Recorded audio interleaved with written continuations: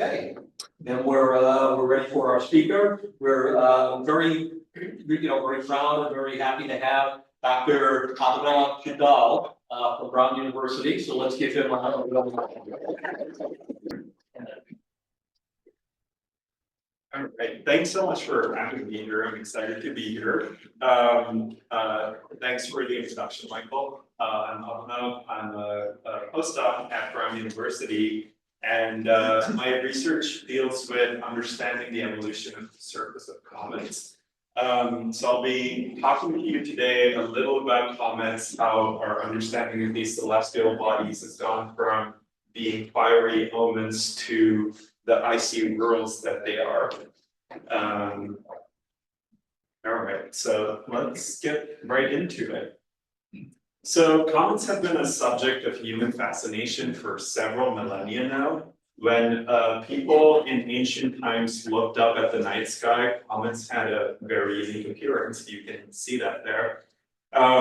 Even back then, while we could predict the motions of the stars and planets in the sky, comets seem to appear almost at random.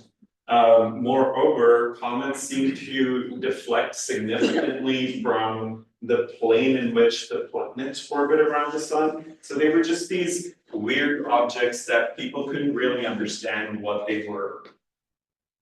Now, the earliest records of comets comes from one of the first pieces of fictional literature, the Epic of Gilgamesh, from 2100 BC. Here, a comet is said to have brought fire and flood to the earth. The Chinese kept a very detailed record of the comets that they saw. They published an atlas of comets, which you can see on the left there, and this dates back to about 300 BC. And then most of us would be familiar with Halley's comet. The first mentions of that can be dated to a Babylonian tablet from 164 BC. So we've been thinking about these objects for several thousand years now, and only now are we starting to understand them. Back then, though, they were just confusing, and people often interpreted them as messages from gods, often related to impending doom or danger. Prior to the Battle of Hastings in the year 1066, the British observed Halley's comet in the sky. They took this as a bad omen, which it did turn out for them because they ended up losing the war and King Harold lost his life. There, in the center there, you can see a depiction of a comet as a fiery sword in the sky. This is from a book published on comets in Germany in 1587. Comets also played a role in early politics. When Julius Caesar was assassinated, a fiery red comet was observed in the sky, and his son Augustus used this to claim that this was a sign that Caesar had ascended to the heavens, and as the son of God, he should be the next rightful heir to the throne. So they were often like treated as mythological objects rather than the celestial objects that they are. As we started thinking about them a little more, one thought was put forward by Aristotle, which was like, maybe these are just phenomena happening in our atmosphere. Aristotle said that as warm air rises from the earth, it creates these exhalations in the upper atmosphere, and that's what you're seeing as these burning streaks in the earth comets. But Aristotle also thought, for all his merits, he also thought that the Earth is the center of the universe, so maybe we should not have trusted him on comets. Unfortunately, though, for 2,000 years, this was a prevailing idea, that comets are just something in our upper atmosphere. This was until 1577, when the Great Comet of 1577 made an appearance. Danish astronomer Tycho Brahe made detailed observations of these comets. A little side note on Tycho, he was known to have a very big ego. So he one time got in an argument with one of his colleagues and challenged him to a sword fight in which he ended up losing his nose. Fortunately for him, he came from a very wealthy family, as most astronomers back then did, and he was able to promptly get it replaced with a nose of gold and silver. He's also known to throw very lavish parties in his house, and one of the key attractions of those parties was his pet moose, which was addicted to beer. So he was a very eccentric personality, but he was also a very good scientist. So what Tycho did was he observed this comet in great detail, and he was able to show that it's much further away than our moon, let alone within our atmosphere. What Tycho did to show this is use a concept called parallax, which is basically, you might notice when you're moving in a car, the objects that are closer to you seem to move a lot faster than objects that are much further away in the background. So that's exactly what he used here to show that this comet must be at least 4 times further away than the moon. And he was right. But at the same time, while we were able to show that, okay, this is not something in our atmosphere, their orbit still remained a mystery. This was until Isaac Newton came along, and along with Edmund Halley, he published his laws of gravity, and this was the first time that we were able to mathematically predict the orbits of planets around the sun. Edmund Halley went a step further and decided to use the laws of gravity on comets. He used several past observations of a specific comet to predict its reappearance. He was able to accurately predict its reappearance in 1758. Unfortunately, Halley died before that actually happened, but he was right. And this is the comet we know as Halley's Comet now. So what Halley was able to show us is that comets also orbit around the sun, just like the planets, and have orbits that are predictable. Unlike the planets, though, you may notice that unlike the nice circular, almost circular orbits that planets have, the comet has a very elongated orbit. So you can see that at its closest approach to the sun, it gets close to the orbit of Mercury, and at its furthest, it goes beyond the orbit of Neptune. So it's a very elliptical orbit. So we were able to get a little more information about the orbits of these objects and predict when and how they appear in our sky, at least for some of them that we had detailed past observations for. What still remained a major mystery was their appearance in the sky. Why do they appear so different from the planets and the stars that we see? And again, this mystery about comets led to some hysteria when Halley's comet made its appearance in 1910. Leading up to the appearance of the comet, there were several articles that talked about how the comet might hit the Earth. While these were debunked pretty early on, while people were observing Halley's Comet, what they noticed in its spectra was that it contains cyanogen, which is toxic. Now, this led to a very few scientists claiming that this might be detrimental to life on Earth when we pass through the tail of the comet. Most scientists disagree, but of course, sensational storylines make the news. So there were several news articles like that one in the middle that you see, which claim that scientists say that life on Earth might end. So there was a lot of sale of gas masks to prevent exposure to the cyanogen, and several other companies like Pierce Soap used this as an opportunity to get money out of people by using nice advertisements like that. Turns out none of this was true. We all survived, and we're here. But again, just the mysteries about comets made people susceptible to believing this. In 1950s now, Fred Whipple came along, and along with some of his colleagues, he predicted that maybe comets, they have a solid nucleus at the center that's made of dust and ice. And this nucleus is pretty small, but since it's made of several volatile ices, as it comes close to the sun, it's going to start sublimating these ices and kick up dust around it. And this is what causes us to see the tails of the comet. So based on Whipple's predictions, we came up with this structure of a comet. Of course, not to this detail, this is what we know now.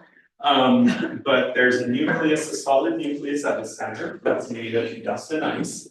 Roughly the size of Fox Point, slightly bigger, it can be up to 10 kilometers in size. But out of this, as you're getting close to the sun, you're starting to sublimate all the volatiles. Now, sublimation is the process of going straight from the ice solid phase to a gas vapor phase. And that's because comets don't really have an atmosphere. On Earth, we first go to a liquid phase and then we got to raise the temperature much higher to go into vapor phase. But that's because we had atmospheric pressure. If there was no atmosphere, we could go straight into a gaseous phase. That's what's happening on comets. But as these gases are sublimating off the surface, they're producing this diffuse cloud around the comet, which we call the coma.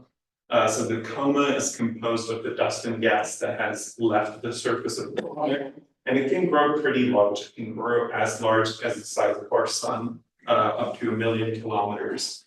Now, as particles from this coma are escaping the comet's gravitational pull altogether, you're forming two tails, the gas tail or plasma tail and the dust tail. Now, the reason why you have two tails is that gas molecules really any mass compared to the dust particles. So dust particles have inertia when they're escaping the comet's coma, and so they tend to curve around the orbit of the comet, while the gas particles go directly away from the solar wind, so they point directly away from the sun. So you end up getting these two tails that often for long period comets can be visible from with the naked eye from the Earth. Dr. Jindal? Yes. Fred Whipple gave his first presentation of skyscrapers when he was a grad student. Really? But then he's spoken to us on a few occasions back in the 80s and the 90s. That's awesome, because he was at MIT for a bit, right? Okay, at Harvard. Yeah, we That's have to know him amazing. pretty well. That's so cool. Well, so you guys know more about him. He basically again this was a prediction that was really impressive because to us we couldn't really resolve this small bodies with our telescopes. So this was just based on physics that he made this prediction that there has to be something at the center that's giving rise to all the gases. Really cool that some of you actually got to meet him. So, okay, Whipple said this, but there's the proof, right? We didn't have proof for about another 30 years until the European Space Agency sent the first spacecraft to go look at a comet. This was the Giotto mission to Halley's Comet. Halley's Comet was picked because this is the comet we were most familiar with. We know its orbit well, so this was a good first target. Giotto revealed that Whipple was right. There is a solid nucleus at the center, even though we couldn't really resolve features on the nucleus very well, because this is a flyby mission from a large distance. But we could clearly see a solid object at the center that's ejecting all this dust and gas, forming the coma and the tail due to sublimation growing processes. So this was confirmation of Whipple's theory.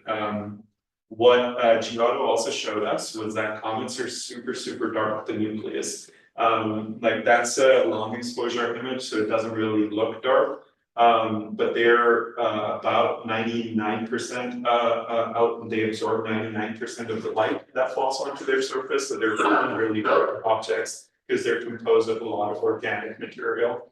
They also have very low densities, high porosities. So if you guys have ever held pumice rock, which is a volcanic rock, It's basically similar density to that, so it's super low density material. So Giotto was able to give us a little more insight about what these nucleuses look like.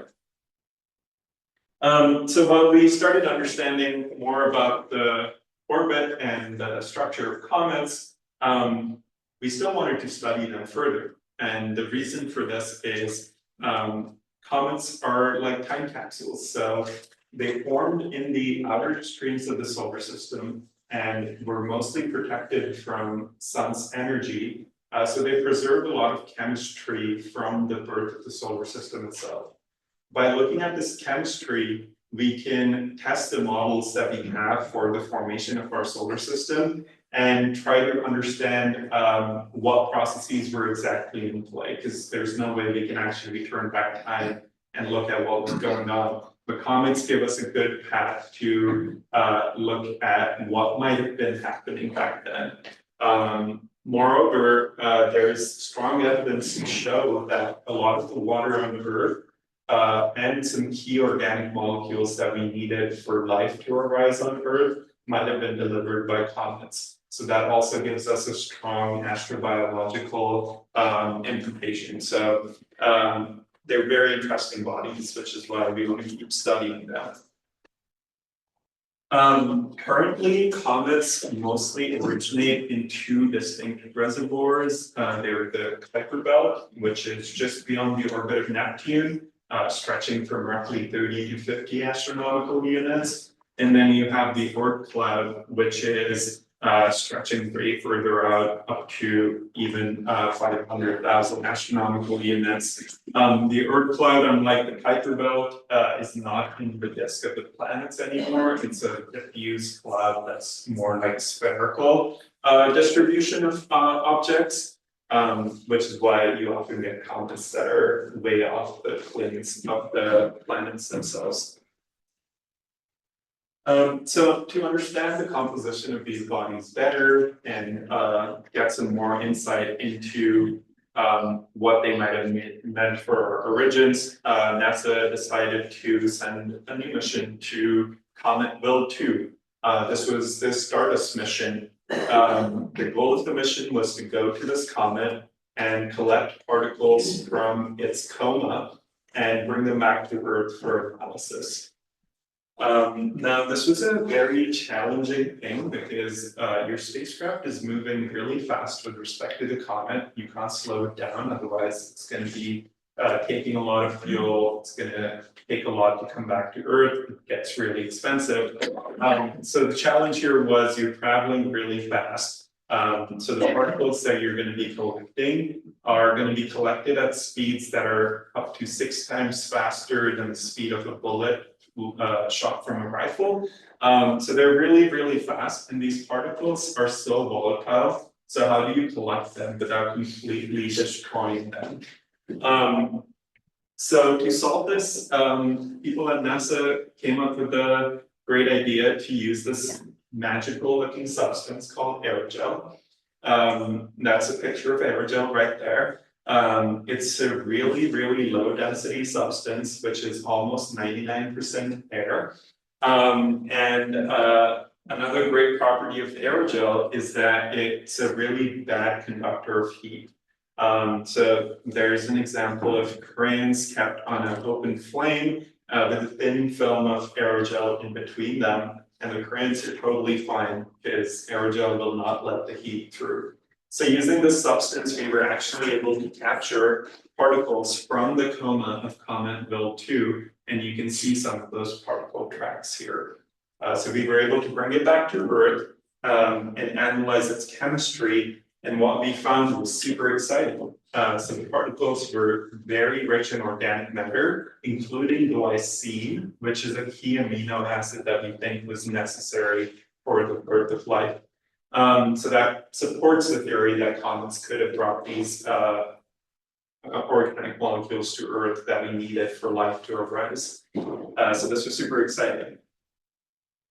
Now, further to try and study the structure of these objects, like what the strength of the surface is, what the interior looks like, NASA launched another mission that sounds like it's straight off out of a Hollywood movie, called the Deep Impact mission. The goal of this mission was to go to Comet Temple 1 and shoot an impactor at the surface of the comet and see what happens. So here's an image of Comet Temple 1 from the Deep Impact spacecraft before the impact happened. And here's a view of the same comet from the Hubble Space Telescope. And this is a few minutes before the impact happened. Now, you can see that 15 minutes after the impact happens, the coma of the comet has gotten a lot brighter. This is because the impactor ejected a lot of material, and that's going in the coma, scattering light a lot more, so it appears brighter. And then over an hour after the impact, the coma has expanded significantly, because again, you're just ejecting so much material into it from the impact itself. The reason why the bright side, the coma is only bright on one side is that that's the direction the sun's shining from, so the other side's in darkness. It didn't spread evenly across. Now this is a view of the same process from the Deep Impact spacecraft itself. And you can see the plume of ejecta as the impactor hits. And this is a series of images stitched together into a movie from the impactor itself as it made its way to the surface of Comet Temple 1. So while the crater produced by this event was really unnoticeable, you'll see in one of the next slides that there was another spacecraft that revisited this comet to try and look at the crater, because Deep Impact had already left by the time you would be able to see it. So what it did show us was that the strength of the surface is very, very weak. So the material's roughly as strong as freshly fallen snow. So it's really nice and crunchy. And then what it also showed us, interestingly, was that the interior is preserving more volatile material. So more volatile species were ejected once this impactor hit, which tells us that the surface is being modified a little bit, which makes sense because you're coming close to the sun and you have this volatile rich surface, so you're going to deplete some of the volatiles. So it wasn't surprising. Next, the Deep Impact mission continued its journey onto Comet Bartley 2. There it made another really interesting observation. So what we saw in this comet, you can see a bunch of spectra around the comet right there. You can see the shape of the comet almost looks like a bowling pin. And there's this little neck of the bowling pin, which is covered in smooth material. So what we saw when we looked at the spectra was that the top end of the comet was ejecting a lot of CO2 and water ice. The comet was uniformly ejecting dust from the illuminated part of the comet. And then water vapor was only being emitted from the central smooth area. So what this is interpreted as now is that the CO2 and ice-rich particles are ejected off of here, and this material falls back onto this smooth region. So the smooth region is actually a deposit of sediment from the ices that are ejected from the top end. But CO2 is very volatile, so most of the CO2 is lost, which is why you're no longer getting a CO2 emission from that central area. And water ice is retained, which is then being re-emitted as water vapor. Yes? Is there any speculation as to whether that was originally two separate bodies that were joined together? Yeah, definitely. So we see a lot of comets as bilobate objects. And the thought is these formed in a region where the density was low enough, the velocities were so slow that you would get a very low velocity collision of two objects. So you wouldn't end up destroying the two objects due to the collision. You would just gently stick to one another and then form something like that. Yeah. I have a question about the shape of the coma. It would seem to me would be correlated to the shape of the actual comet itself. But I can often think of it as like a spherical shape, Right. and I can't think of one that was irregular. Yeah, so think about it in that sense that the nucleus is only about 10 kilometers and the coma can be 1,000,000 kilometers, right? So that far out, the gravity is almost a uniform sphere. You don't feel the difference in the shape of the surface itself. So that's a great question. You get a more like diffuse sphere looking object because So it again. goes to a point of energy and forms that spherical shape. Yeah, exactly. Yeah, so what the extension of the deep impact mission, the epoxy mission that they need to show us with partly two is that these surfaces, there might be mass transfer going on comets. So you have material moving from one part of the comet to another, which will be interesting as we move on to one of our other missions later. And finally, the Stardust mission also revisited, as I mentioned earlier, the target of the Deep Impact mission, which was Comet Temple 1, to observe the crater. Now, the crater was nothing special, but what the Stardust mission did observe here was that the surface had changed. So, Comet Temple 1 visited or Deep Impact mission visited Comet Temple 1 in about July 2005, which is very close to when the comet's passing its closest approach to the sun. And then almost exactly one comet orbit later, the Stardust mission revisited this comet. And what we saw was that there were large scarps on the surface that had receded by about 50 meters. And also that there were tiny little pits that had expanded and merged into one another. So this was our first evidence that these surfaces are definitely evolving on an orbital timescale. There's changes happening on the surface, and we need to understand what exactly is driving these changes and what are the processes in play there. So in about 25 years of discovery from the first mission, Giotto, to Stardust Next in 2011, we learned quite a few things. We learned that there's definitely a solid nucleus that's giving rise to a coma and the tails of the comet, and that the nucleus is very rich in organic molecules and might have contributed to the organics that we have here on Earth. What we also learned was that the surface of the comet is pretty weak, again, roughly the strength of freshly fallen snow, and that the subsurface is highly enriched in volatile materials. And finally, we learned that the surface is evolving. There's mass transferring from one part of the comet to the other, and also features on the surface of the comet seem to be transient. They seem to be evolving at timescales that are roughly one orbit of the comet. So while we learned a lot, there were still a lot of open questions, like, again, what is driving the activity? How does activity happen on a small body like this? So to answer some of those questions, the European Space Agency decided to launch the Rosetta mission to Comet 67P. Now, unlike all the missions we've talked about so far, which were flyby missions, which basically means you're just flying past your target, you're not actually orbiting around it, because that takes a lot more fuel and operating costs.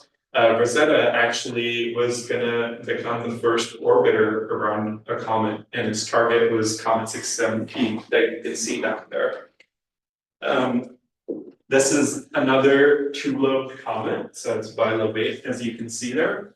And it's roughly the size of the island of Manhattan, so it's pretty small. That's exactly to scale up there. So Rosetta observed Comet 67P in its most active phase. So when comets are far away from the sun, so that's the orbit of 67P, it goes from roughly the orbit of Jupiter to the orbit of Earth. We call comets like this Jupiter family comets because they were brought into the inner solar system from the influence of Jupiter's gravity. So when the comet is out at its furthest point from the sun, which we call the aphelion, there's little to no activity because the ices are generally stable out there. But once it gets to the inner solar system, you get a lot of explosive activity, and that's the point of closest approach called perihelion. Rosetta observed the comet as it started to enter the inner solar system and then tracked it even as it exited it. So we got to see the comet in its most active phase. So it led to a lot of interesting observations. And again, a reminder, so far, all of the missions that we talked about were flybys. Rosetta orbited the comet for over 2.5 years. And unlike the flyby mission, since you're flying by, you really cannot get close to your target. Rosetta could get close to its target. We got as close as 6 kilometers. Of course, we also ended up crashing onto the comet in a planned way. But that was when operations were active, you got as close as 6 kilometers to the surface. So you got really detailed, high resolution images of the surface of the comet. Moreover, Rosetta also had a lander along with it called Philae, which was supposed to become the first lander on a cometary surface. Unfortunately for Philae, it had these anchors that were supposed to deploy so that it would stick to the surface. The power to the anchors failed, they never deployed. So Philae, you can see it observed by Rosetta as it goes down towards the surface. And that was the point it was supposed to touch down. And you can see its footprint right there with the 3-legged dots.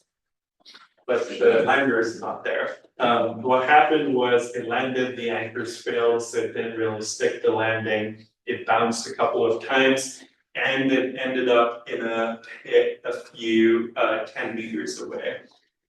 This pit was mostly in darkness, and Philae was functioning with solar panels, so it lost its power. It couldn't do what it was supposed to do, so it ended up being a failure, unfortunately. What Philae was supposed to do was do an experiment like seismology on Earth, where you would basically send waves through the interior of the comet to understand the structure of the interior better, because we don't really understand that much, even though we would have if Philae worked. But unfortunately it didn't, but Rosetta still worked and gave us some incredible data. It showed us landscapes that were familiar to some of the landscapes on Earth, but still very alien. So on the left there, you can see in the grayscale image is a dune field on the surface of the comet 67P. And overlaid on it is a dune field on Earth. Now this was surprising because dunes on Earth are formed because of wind-driven processes. The comet does not have an atmosphere. It does not have wind, so how are you forming the dunes? We have some ideas, but this still remains an open question. Rosetta also observed large cliffs on the surface of the comet. So here's a kilometer large cliff. And for reference, again, as a reminder, this body is about 4 kilometers large. So this cliff is 1/4 the size of the object itself, which is pretty crazy. And overlaid on top of it is a cliff from Yosemite National Park, which is to scale there. So they're roughly the same size and actually look quite similar.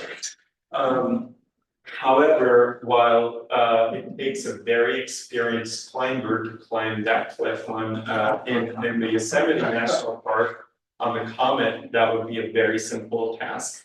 That's because the comet has a very, very low gravity. The gravity on this comet is about a factor of 100,000 times smaller than the gravity on our planet. So you could just jump and go straight into space. You don't need a rocket or anything. You just jump and you're gone. So climbing that would be super simple. In fact, if the Wile E. Coyote, while chasing the Roadrunner, were to fall off the cliff, it would take him an hour to drop that 1 kilometer inland. So he would be totally safe and ready to chase the bird again. So it was very interesting to see these landscapes because, again, this is Not an environment that's anything like our planet, but then we still see some similarities. So what are the processes that are actually forming these landscapes? Rosetta showed us that there's these consolidated materials that are chunks of, again, ice and organic matter. And as these ices are sublimating when the comet gets close to the sun, you're weathering this consolidated material and forming finer sediment. Now, the finer sediment wants to go downslope into the gravitational lows, and you end up forming the structure where you have consolidated material, and downslope from that, you have finer scale sediment. Some of the sediment is also lofted off the surface, and it might either go into the coma and the tail, or it might fall back onto the surface, as we saw with Comet Hartley 2 early on, where we saw the transport of material. So that's also happening here. In fact, most of the material actually ends up falling back onto the surface, about 90%. And it forms these beautiful terrains of sedimentary deposits, which we call the smooth terrains that you can see here. Smooth terrains because they appear smooth. On the right, you can see a beautiful animation put together by stitching a bunch of Rosetta images together by an amateur astronomer whose Twitter handle is right there. You might be able to see it better here because there's a lot of delay on Zoom. But basically what this is showing is particles raining down onto the surface of the comet. And there's some uniform motions in the background there, which are background stars, but the more random ones are what the particles raining down are. Yes. Did you say 90% of the material falls back down onto the? Yep. Yeah. Just because it's ejected at such a low velocity that even though the comet's gravity is really low, it cannot escape. But it can. What it can do is get off the surface because the gravity is low. And then, unlike planets, though, the landscapes on 67P and presumably other comets too, unfortunately, we don't have observations yet to confirm that, are evolving really rapidly. That's because, again, you have this volatile rich surface exposed to the solar heat. So activities happening really fast. On the left there, you can see a large cliff collapsing on the comet. And on the right, you can see a smooth region on the surface of the comet, which is developing some new pits. You can see some right there. That's a large one that just came up. And they keep expanding across the surface of the comet over a period of a few days. So that's really rapid compared to activity happening on Earth. So that might lead you to question, if these objects are evolving so fast, how long do they actually survive? Right? Because if there's so much activity on the surface, you're constantly destroying the surface, how long can this object actually survive? Yes. Wouldn't it also mean that over long periods of time, they would become spherical?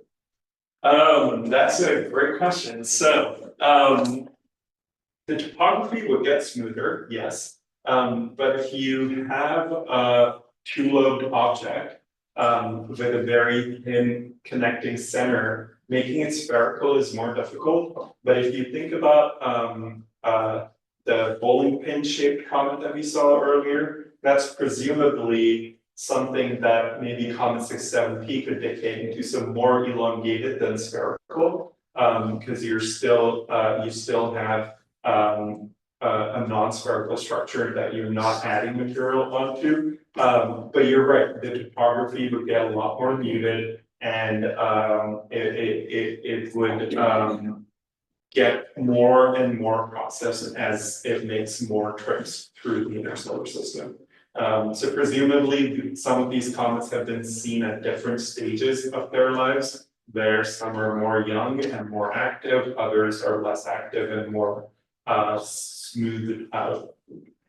So it could actually serve as a timeline to figure out when was this particular comet released from, say, the Kuiper belt or the orbit line? Yeah, definitely. And so far, I will say we do not have enough concrete knowledge to trace it back. But that's what we're trying to do, is understand exactly how the surface is evolving so that we can actually use it as a tracer too. Because another thing that we don't know is, what do these comets look like when they're pushed into the inner solar system? So we don't know their starting state. We know their current states, but then we don't know the relative ages between the current states. So there's still some mysteries there, but that is definitely something hopefully we'll be able to do sometime in the future. Yes, when they're away from the sun, they, well, they obviously get bombarded by various things that are there. But they don't have the activity that they would when they're undergoing the heat related stuff. But they don't change as much when they're in a different spot. So they're not really bombarded with large scale material, right? There's maybe a few micrometeorite impacts, but there's also not much evidence of that on the surface. So we really don't think that they're, like, of course, some of them might get impacted by larger material, but most of them are not getting hit by, because they're small enough that the chances of something hitting it is just very low. So that's not happening a lot.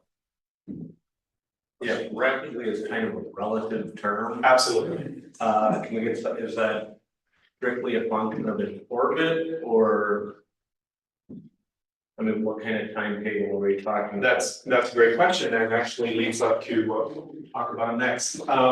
So it's about, most of them, once they're kicked into the inner solar system, last an order of 1 million years. Which again sounds like a lot, but our planets have been around for 4.5 billion years, right? So on a planetary scale, it's a very, very short amount of time. There are several ways that they can die, and we'll go into that next. One of the ways is going straight for the sun, just like a moth to the flame. This is observations from the Solar and Heliospheric Observatory, or SOHO. Which basically has been looking at the sun to see solar activity. As a side product, what it also discovered was several comets just flying straight into the sun. Now these are comets that were likely pushed into the inner solar system by gravitational perturbation from either a large planet or another star in the outer solar system. And the sun's gravity is pulling them right in. So there's 2 examples right there. And actually, these were discovered by a citizen science project run by NASA called the Sungrazer Project, which is a really, really interesting citizen science project. If anyone of you would like to look at that data, we can talk about that. But basically, you can look at the data collected by SOHO and look for comets in that data set.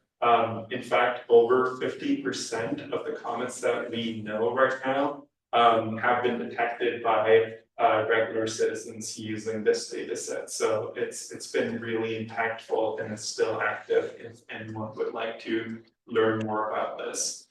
So while some comets go straight into the sun and meet a fiery end, others cannot handle the pressure. The sublimation-driven activity is too much, and they just disintegrate. There's 2 examples right there, both of them observed by the Hubble Space Telescope. On the left, you can actually see the disintegration because these were multiple observations made over a short span of time for the comet. By looking at these fragmented comets, they actually provide us a very unique opportunity, because remember, the goal of the lander for its mission, Philae, was to look at the interior of the comet. If we can go to a fragmented comet, the interiors are exposed to outer space, so we don't even have to do any kind of seismology. We can look at the freshly exposed interior.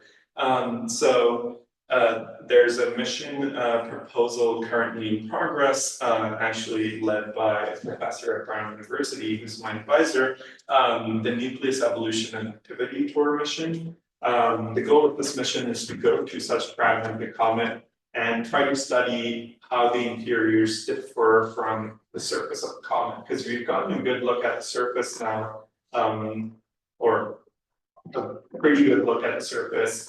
Looking at the interior is still something we really haven't achieved.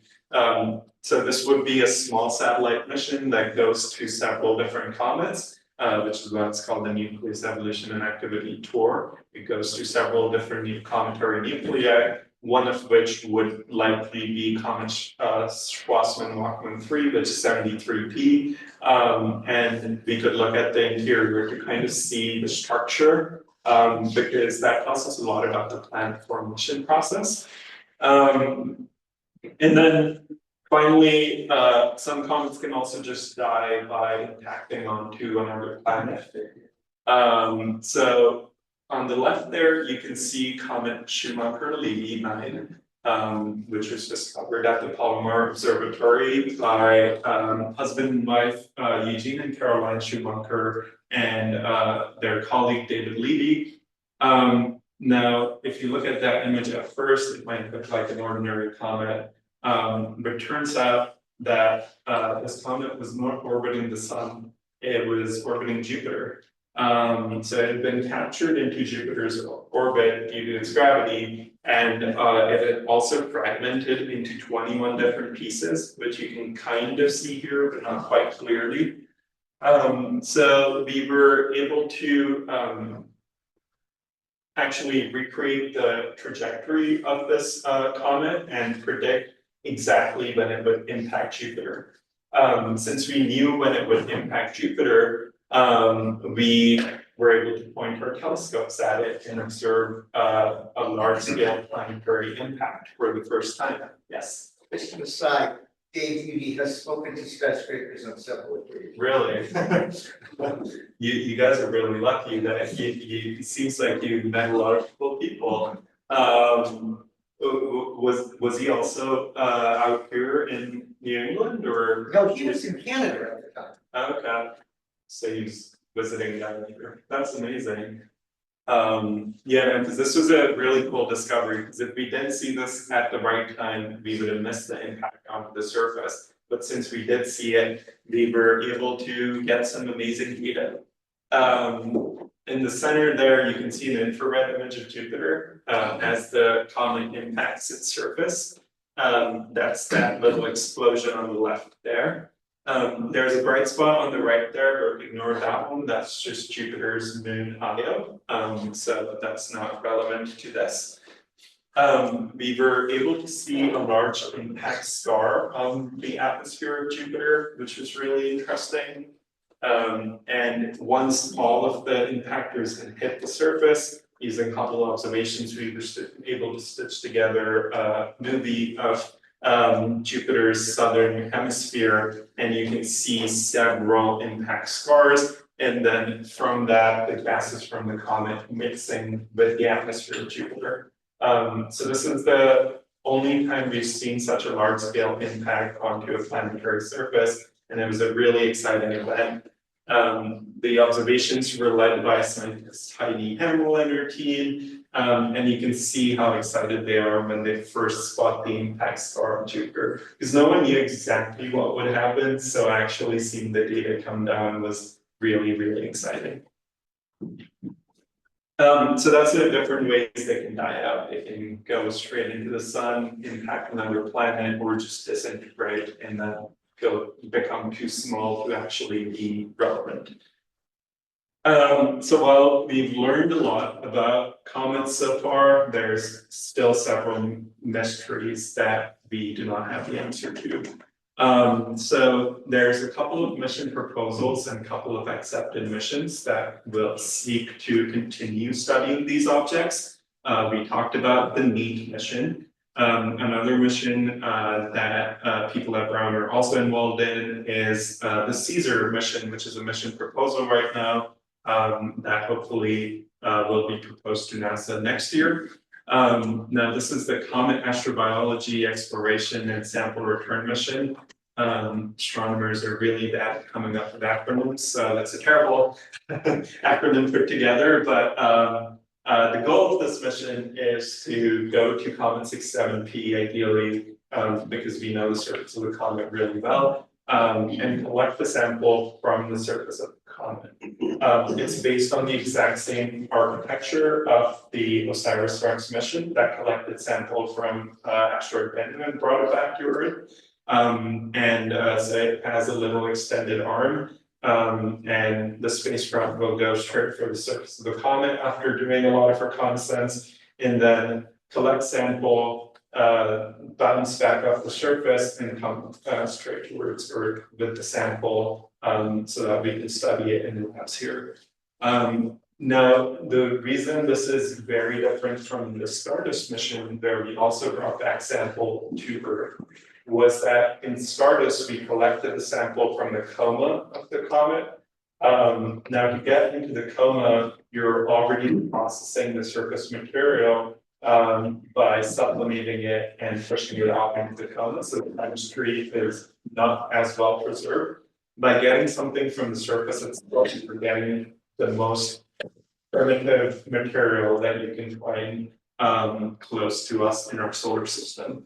So that's the goal of the Caesar mission. And then finally, the European Space Agency is going to launch the Comet Interceptor mission in 2027. Now the goal of this mission is to go image a long period comet. So the comets that we've looked at so far have had orbits of up to 100 years, so they're pretty short period comets that we call, that's what we call them. Long period comets are comets that have orbits that can be several 100,000 years long. So these are not comets that we are at all familiar with. So they'll just tell us something about the diversity of these objects, because those are likely a lot less processed than the ones that we see, that we've seen so far. But the problem with that is, since the orbital scales are several 100,000 years long, we really have nothing to go on to predict exactly when such a comet would come into the inner solar system. So Comet Interceptor is going to launch in 2027, and it's going to sit in Earth's gravitational, like it's a little spot where you can orbit along with the Earth around the sun without spending energy. We call it the L2 Lagrangian point. It's going to sit in there until we observe a long period comet, or maybe even an interstellar comet like Oumuamua, come into the inner solar system. And as soon as we spot one of those, Comet Interceptor will go and intercept it. That's the name, and get us images and data for a long period comet. So many exciting missions coming up. And then finally,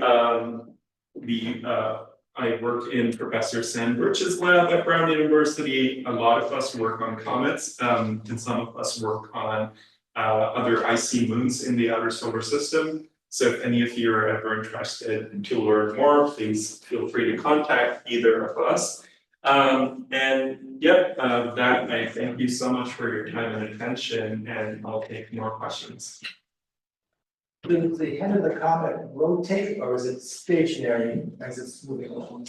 It definitely rotates, and the rotation is variable because you're ejecting so much mass from the surface of the comet.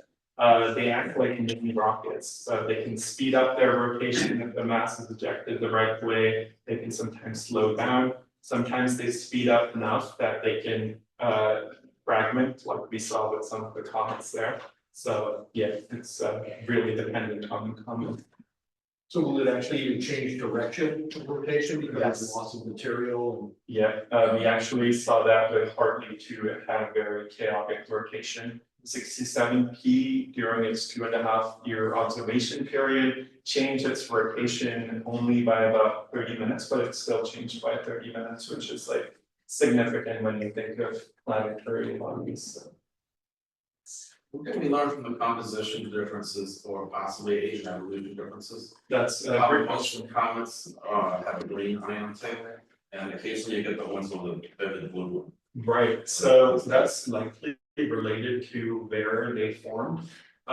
So the theory right now that we have about comet formation is that they formed slightly beyond the orbit of Neptune, and then the planet migration scattered them into the Oort cloud and Kuiper belt. So the Kuiper belt and Oort cloud are not really compositionally distinct because comets were scattered from the same place, but where the comets were forming, you could condense different ices, depending on the distance from the sun. So that's what it is dependent on. And then also, it's also dependent on how long you've been in the inner solar system, because you might have kicked out some of the highly volatile stuff already. If you've been in here long enough, for instance, carbon monoxide is a gas that will not survive long close to the surface, so we won't really see it in the tail unless it's a new comet that comes into the inner solar system.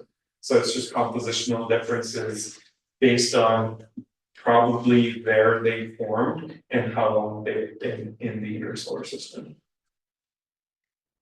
Yes. So is there any real compositional difference that's consistent with Kuiper versus Oort comets?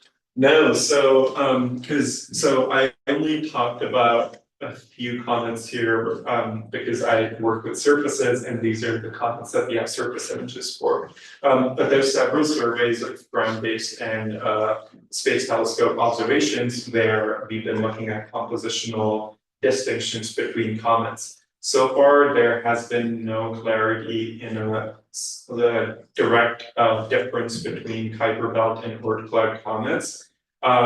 We've seen several similarities, in fact, which is why it goes back to the theory of they likely formed in the same reservoir and were scattered across, some to the Kuiper belt, some to the Oort cloud.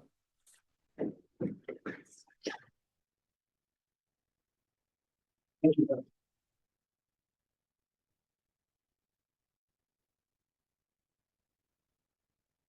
you for that talk. That was fantastic. There was a lot about comments that I didn't know today.